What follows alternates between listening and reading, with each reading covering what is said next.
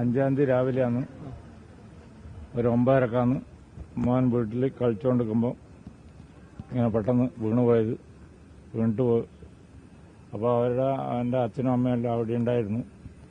അപ്പോൾ അവർ എത്രയും പെട്ടെന്ന് അവർ കാറുണ്ടായിന്, കാറും എടുത്തിട്ട് മാധവമംഗലം ജനകീയ ഹോസ്പിറ്റലിലേക്കാണ് പോയത്. അപ്പോൾ ചോര നല്ലോണം അവിടുന്ന് പോന്നതുകൊണ്ട് ഡോക്ടർ അവിടുന്ന് ലേശം ഇതായി. അതുകൊണ്ട് അവർ പറഞ്ഞു എത്രയും പെട്ടെന്ന് നിങ്ങൾ പയ്യന്നൂരേക്ക് പോകണമെന്ന് പറഞ്ഞിട്ട് അവിടുന്ന് ചെറുങ്ങനെ ഒട്ടിച്ചിട്ട് പയ്യന്നൂരേക്ക് വിടുകയാണ് ചെയ്തത് കുട്ടീനെ. അപ്പോൾ പയ്യന്നൂർ ഒരു 11:30 പയ്യന്നൂർ എത്തുന്നു. ബേബി മെമ്മോറിയൽ ഹോസ്പിറ്റൽ പയ്യന്നൂർ എത്തുന്നു. അവിടെ എത്തി അവിടെ കുട്ടികളെ അവർ നോക്കിയിട്ട് അവിടെ ഇരിക്കാൻ പറഞ്ഞു, വെയിറ്റ് ചെയ്യാൻ പറഞ്ഞു. അപ്പോൾ ഡോക്ടർ ഓപ്പറേഷൻ തിയേറ്ററിലാണെന്ന് അങ്ങനെ പറഞ്ഞത്. അപ്പോൾ അവിടുന്ന് അത് കഴിഞ്ഞ് അവർ പെട്ടെന്ന് നഴ്സുമാർ വന്നിട്ട് പറഞ്ഞു കുട്ടിക്ക് ഒരു വെള്ളമോ കാര്യമോ ഒന്നും കൊടുക്കാൻ പാടില്ല എന്നൊക്കെയാണ് പറഞ്ഞത്. അപ്പോൾ അത് പറഞ്ഞ പ്രകാരം അവരൊന്നും കൊടുക്കാണ്ട് കുട്ടീനെ എടുത്തിട്ട് അവിടെ ഇരുന്നു. 3:30 വരെ ഈ കുട്ടിക്കൊന്നും കൊടുക്കാനും പറ്റില്ല. കുട്ടി വരെ കരച്ചിലും ഇതായിട്ട് അവിടെ ഇരുന്നു. അപ്പോൾ 3:30 ഈ മറ്റേ ഡോക്ടർ വരുന്നു, മറ്റേ അനസ്തേഷ്യയുടെ ഡോക്ടർ വരുന്നു. ആ ഡോക്ടർ വരലും അപ്പോൾ വേറെ ഒരു ഡോക്ടറും കൂടി ഉണ്ട്, പ്ലാസ്റ്റിക് സർജന്റെ ആ ഡോക്ടറുണ്ട്, വേറെ ഒരു ഡോക്ടറും കൂടി ഉണ്ട്, സർജനും ഉണ്ട്. അങ്ങനെ 3 ആൾ കൂടിയിട്ടാണ് ഇതിന്റെ എല്ലാ പരിപാടിയും റെഡിയാക്കിയത്.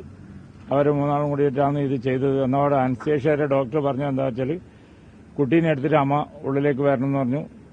ഉള്ളിലേക്ക് കയറി മടിയിൽ കിടത്താൻ പറഞ്ഞു. മടിയിൽ കിടത്തിയ ഉടനെ തന്നെ കുട്ടിയുടെ അടുത്ത ഭാഗത്തെ കൈക്കാന്ന് പെട്ടെന്നൊരു ഇഞ്ചക്ഷൻ അങ്ങ് കൊടുത്തത്. ഇഞ്ചക്ഷൻ കൊടുത്ത ഉടനെ കുഞ്ഞി കണ്ണും മേലോട്ടാക്കിയിട്ട് ആ ബോധം ആ സമയത്ത് തന്നെ പോയിനി. അപ്പോൾ അത് ആണ് അവിടെ അന്നേരം നടന്നിട്ടുള്ളത്.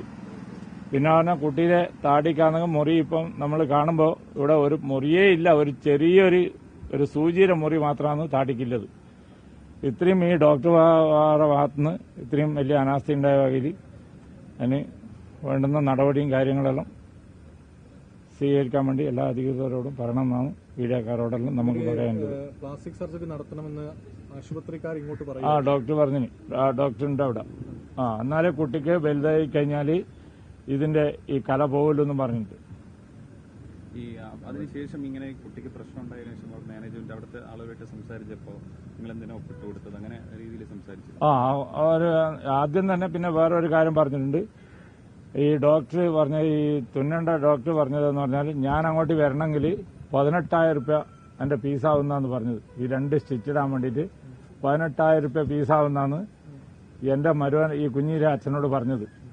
എന്നപാട് ഓൻ ചോദിച്ചു. ഓൻ പുറനാട്ടിലായതുകൊണ്ട് ഓന് കുറച്ച് ഭാഷയിൽ ചെറിയ പ്രശ്നമുണ്ട്.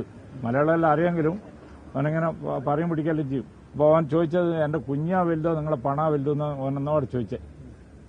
പിന്നെ ഈ സംഭവിച്ചവിടെ അവൻ അവിടുന്ന് പറഞ്ഞു, ഞാൻ എന്തെങ്കിലും എന്റെ കുഞ്ഞിക്ക് സംഭവിച്ചിട്ടുണ്ടെങ്കിൽ ഞാൻ കണ്ണൂർ തിരിച്ചിവിടെ വരുമെന്ന് പറഞ്ഞിട്ടാണ് അവൻ നടന്നു വിട്ടത്. ഈ അനസ്തീഷ്യ കൊടുക്കുന്നതിന് മുന്നേ ഈ രക്ഷിതാക്കളോട് പറഞ്ഞിരുന്നു എന്തെങ്കിലും ആഫ്റ്റർ എഫക്ട്സ് ഒന്നും ചോദിച്ചില്ല.